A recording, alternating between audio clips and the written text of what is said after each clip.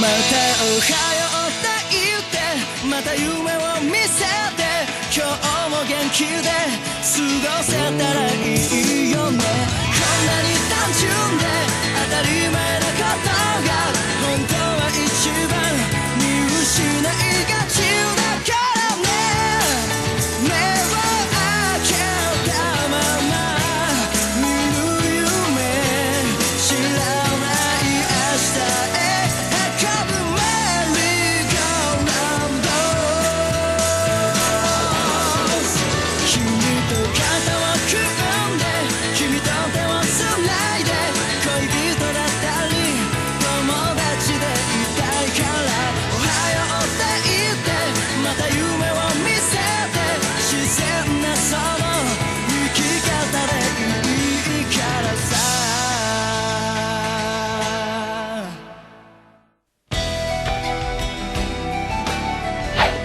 我真係睬你都傻啊！你昂你屋，咁難得先過到關，你要開香檳慶祝。咩話？我哋已經順利過到關啦，你昂你屋。誒？答得幾好啦！你哋真正嘅去路就喺呢一度，路只有一條，向前行2個鐘頭就可以上到山頂噶啦。你哋快啲去啦！杉樹下邊嗰間屋住咗一對夫婦，佢哋就係帶路者。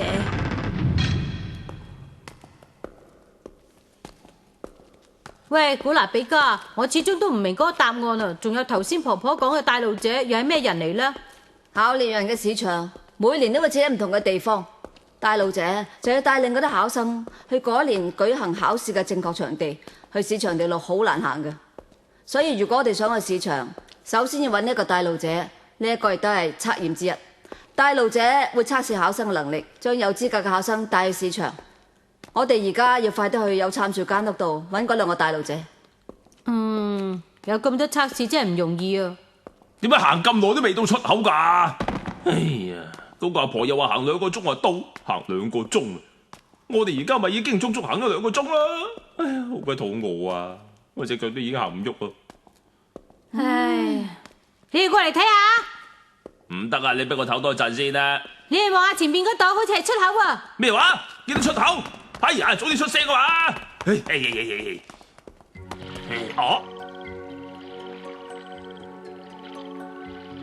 穿過隧道之後，原來有個咁大咁靚嘅湖㗎，但係冇路㗎喂。唔係啊嘛，咁咪真係要游水過去？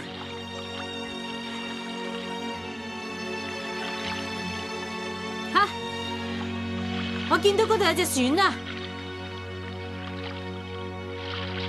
真假幾里高？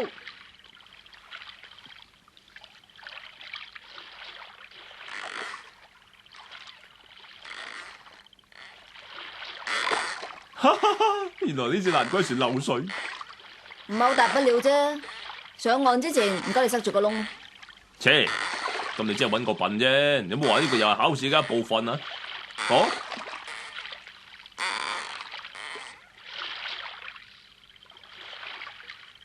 嗰塊板好似寫住小心魔獸喎。啊，你都幾好眼喎。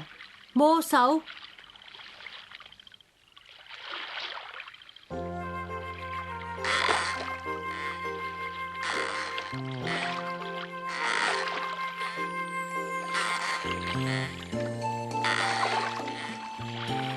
喂，我諗咗好耐啊，但係始終都唔明白究竟點樣我哋先至可以得到帶路者嘅歡心，帶我哋去市場噶啦。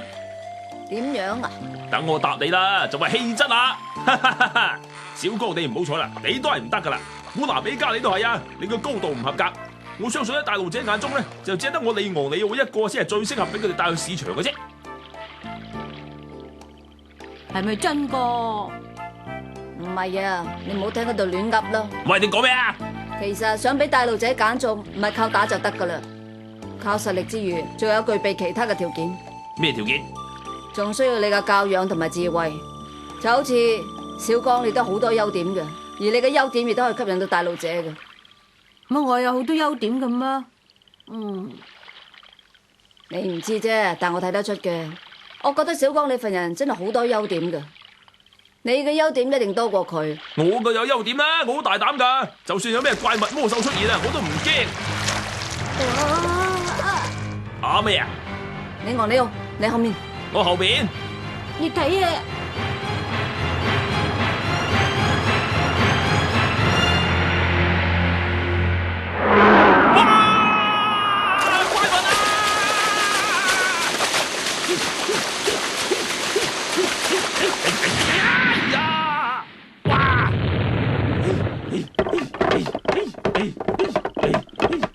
你昂你奧。嗱，睇真啲啊！呢個湖真係好似海咁大噃。頭先我一個人都爬得咁快，係咪唔嘢少咧？喂，呢啲係咩古蹟嚟噶？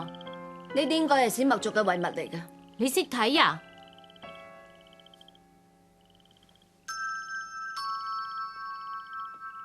其實有好多地方都唔完整㗎啦，所以唔係睇得好清楚。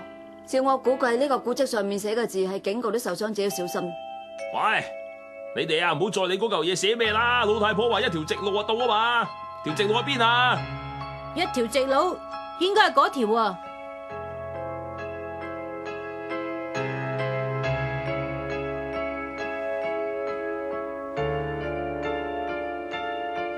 但係前面嗰條路又遠又多彎啊！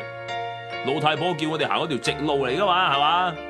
婆婆講嘅一條直路，意思係呢條路可以直接去到目的地咁解啊，係咪啊，阿哥？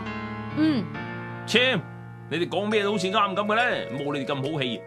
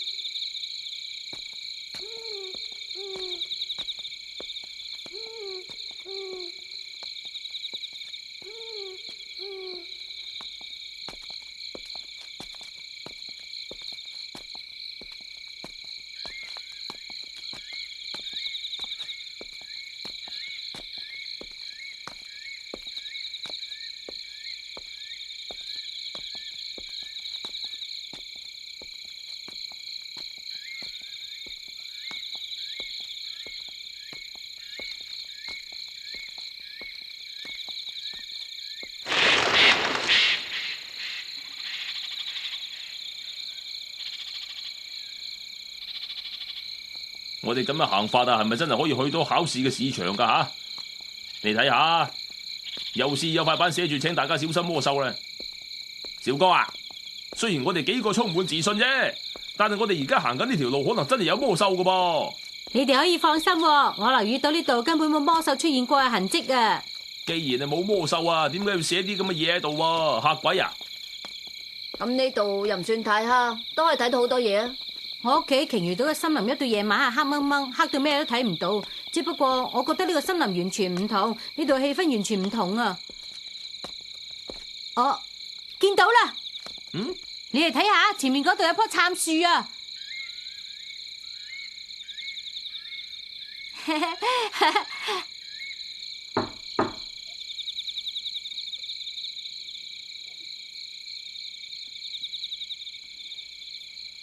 冇人應門嘅，應該有對夫婦住喺度嘅喎。係咯，除咗我哋之外，應該仲有其他考生噶嘛？嘿嘿，唔通我哋先到先得？你以為啊？嚟入去啊！我咦？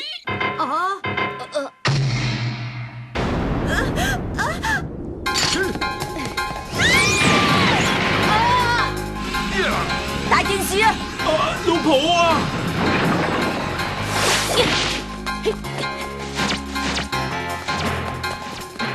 你好，睇住佢哋。我知啦，你快啲追啊！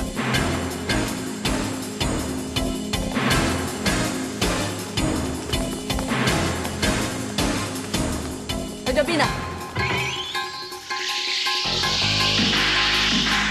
喺嗰度。咩話？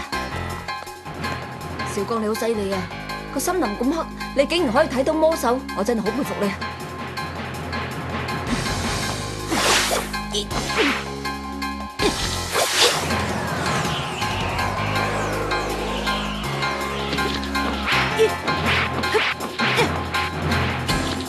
睇唔出佢佢咁打得喎。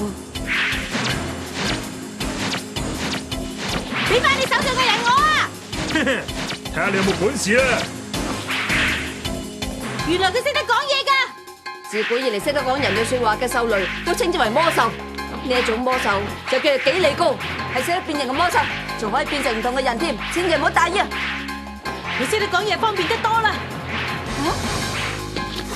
喂，大笨蛋幾里高！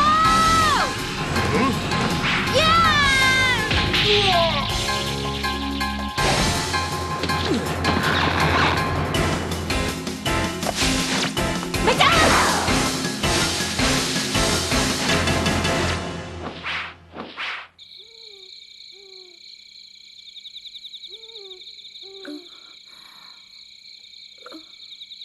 你係邊個啊？我唔會傷害你噶。你邊度受傷？話俾我知啊！我老公呢？我老公佢而家點啊？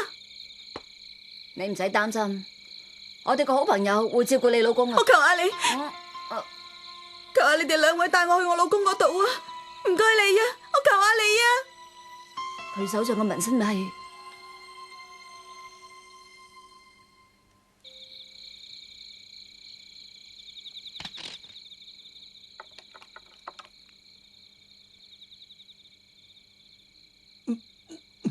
我同你打一支針，嗰一陣藥力發作咧，個傷口就唔會流動，你就唔會痛噶啦。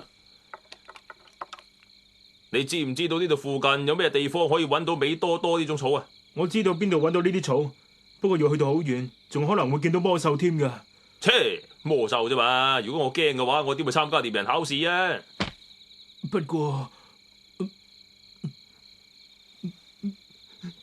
我老婆。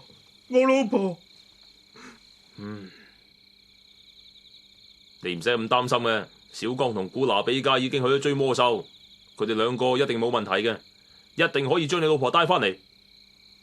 啊，係啦，你仲未話俾我聽邊度可以揾到美多多草嘅喎？係咁，我就話俾你知啦。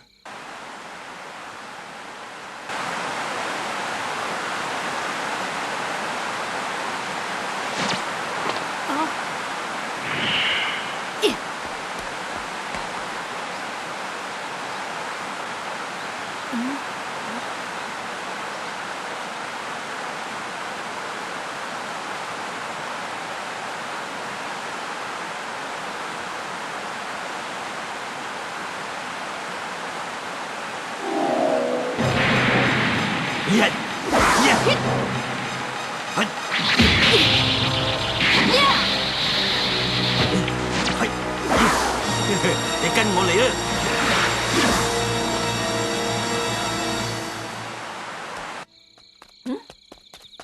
等埋我啊，係我啊！古娜比加，你冇事啊？咦，小哥咧？佢咗追隻魔獸啊！李昂里奧啊，呢個人嘅老公而家點？唉，佢好似好擔心咁啊！佢老公嘅傷勢都唔係好嚴重啫，而家留喺屋企，啱啱食咗我開俾佢嘅止痛藥，而家瞓到腳腳聲。係啊，如果係咁嘅話，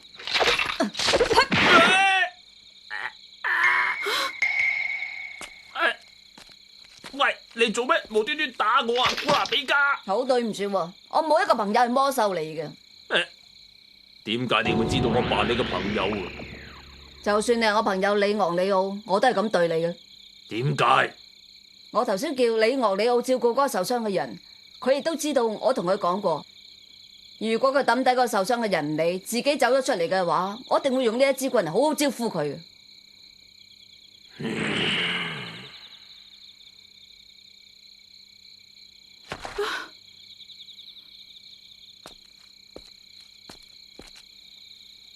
小姐，有個問題我想你答我。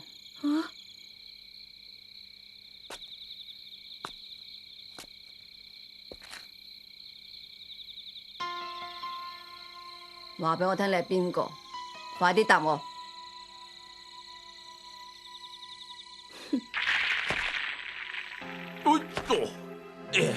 原來周圍揾草藥呢樣嘢都唔係幾好玩啊！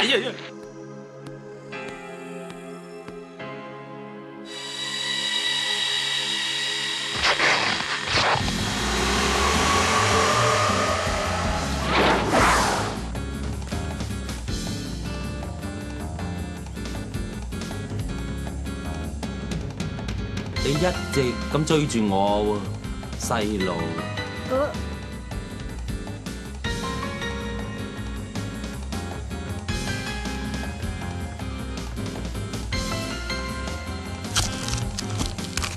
你頭先點對我，我而家就要雙倍奉還。雙倍奉還？冇錯，你受死啦！啊！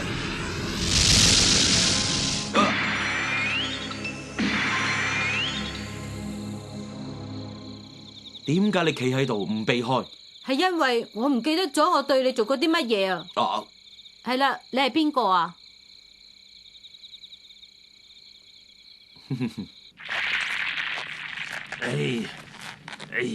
真係啊！我做乜學人做好人啊？即係搵自己笨。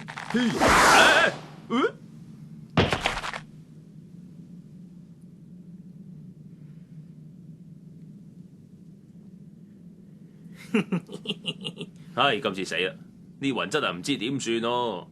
喺我咁認真搵緊山草藥嘅時候，居然撞到隻魔獸。今次點算好呢？你話啦，點先甩到身呢？係我真正嘅身份就係魔獸嚟。點解你會咁醒睇得出嘅？你手上嘅紋身，你個紋身喺古代史麥族女性將自己交俾神做妻子，發誓一生要一個人生活，所以刻咗呢個紋身。咁你話呢種女人又點可能有老公啊？哎呀！呢隻咁嘅魔獸個樣咁普通，我睇佢都唔方式打噶啦，居然想咁樣折磨我。據我所知，呢一般嘅魔獸只不過係一啲心地唔好嘅生物啫。睇佢個樣啊，都好似喺邊個古仔度出現過噃。哎呀，佢嗰度原來係咁，我終於明白，原來係一個策略嚟。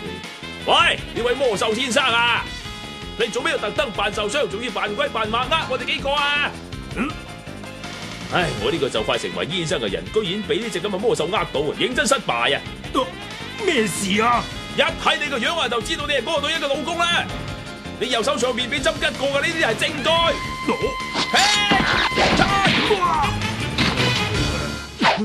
我一出絕招，你就即刻玩完啊！原來你都唔係我要追嗰隻魔獸嚟嘅，唔怪得你係要雙倍奉還俾我啦。如果你阻住我，我都要對付你噶。點解？你點會知道我係第二隻嚟？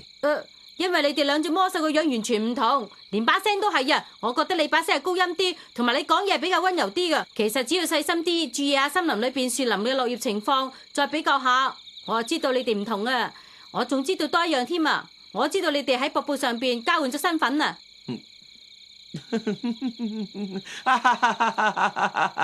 喂，老公啊，出嚟啦！我有啲嘢話俾你聽啊！呢度有件事好有趣噶。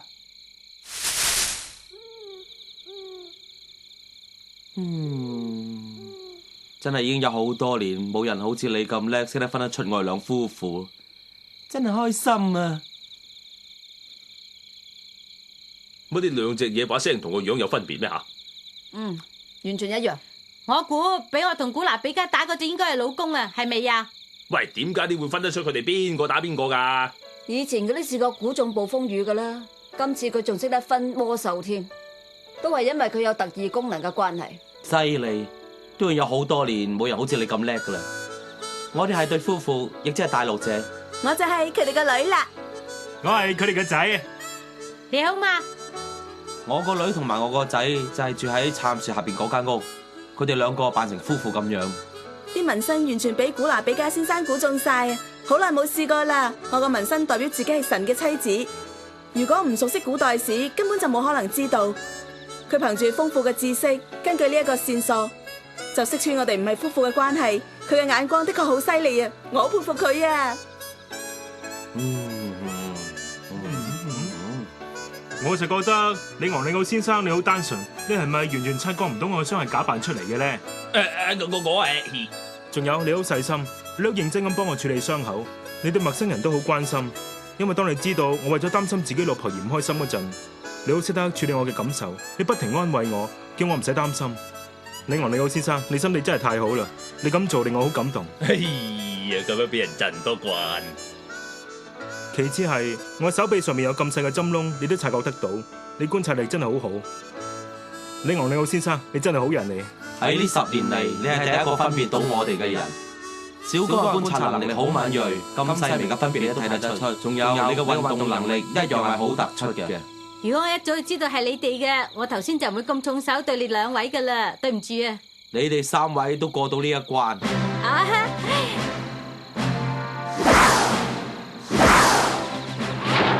好啦，我而家就以帶路者嘅身份帶你哋去考試試場啦。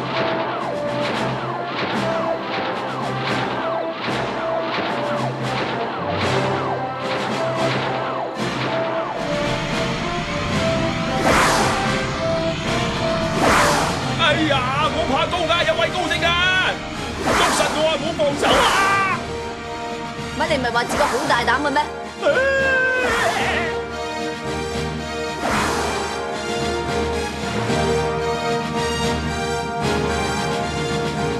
經過咁多測驗，終於可以進入獵人考試嘅市場啦！唔知仲會有啲咩人呢？唔知又會有啲咩測驗呢？